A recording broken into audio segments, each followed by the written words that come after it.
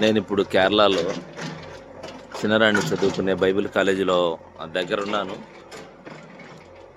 ఇక్కడ ఎన్నో బిల్డింగ్స్ ఉన్నాయి. ఇది ఒక భోజనశాల. పిల్లలు భోంచేసేది. వంట గాని, భోజనం గాని ఇందులోనే జరుగుతది. ఆ తర్వాత ఇక్కడ బాయ్స్ హాస్టల్ ఉంది. దూరంగా నేను కూడా రాత్రంతా అక్కడే ఉన్నాను. పెద్దది 3 అంతస్తుల బిల్డింగ్ అది. చెట్లు దగ్గర కనపడట్లేదు సరిగ్గా. తర్వాత వీళ్ళు ఆరాధన చేసేటువంటిది చేపల హాల్ అని.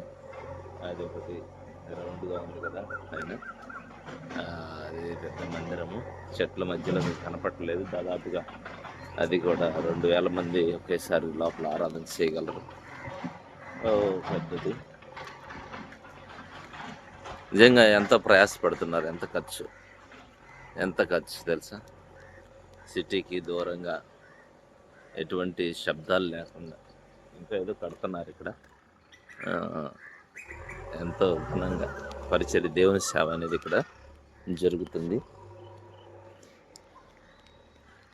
చాలాసార్లు మనం అనుకుంటాం మనదే కష్టం అనుకుంటాం, కానీ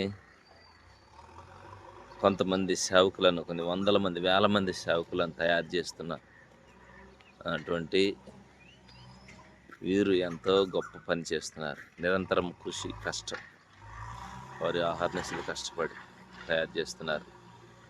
నిజంగా మొద్దు రాళ్లను శిల్పాలుగా చెక్కడం మనం చూసుంటాం కదా, కానీ ఇక్కడ మొద్దు మనుషులు ఇక్కడికి వచ్చి పడితే వాళ్ళని బలమైన సేవకులుగా, అభిషక్తులుగా, ఆత్మపూర్ణులుగాను, వారి గురి దర్శనం కలిగిన సేవకులుగా తయారు చేస్తూ ఉన్నారు. నిజంగా ఇది నిజమైన గొప్ప పని. ప్రియులారా, బైబిల్ కాలేజీల సేవ కొరకు ప్రార్థన చేయండి. బైబిల్ కాలేజీల పరిచర్య కొరకు ప్రార్థన చేయండి. నిజంగా పిల్లలను తయారు చేయటం చాలా గొప్ప విషయం. ఎందుకంటే యవనస్తులు ఇప్పుడున్న పరిస్థితులను చూస్తే చాలా తొందరగా ఎమోషన్ అవుతూ ఉంటారు. అలాంటి వారిని దేవుని కోసం సిద్ధపరచడం చాలా కష్టం. కానీ ఇక్కడికి వచ్చిన వారు దాదాపుగా అదే మనసుతో, దేవుని మనసుతోనే వస్తారు. అలాంటి వారిని తయారు చేస్తున్నారు బిడ్డలు, సేవకులు. వారి కష్టాన్ని దీవించండి, ప్రార్థన చేయండి. ఆమేన్.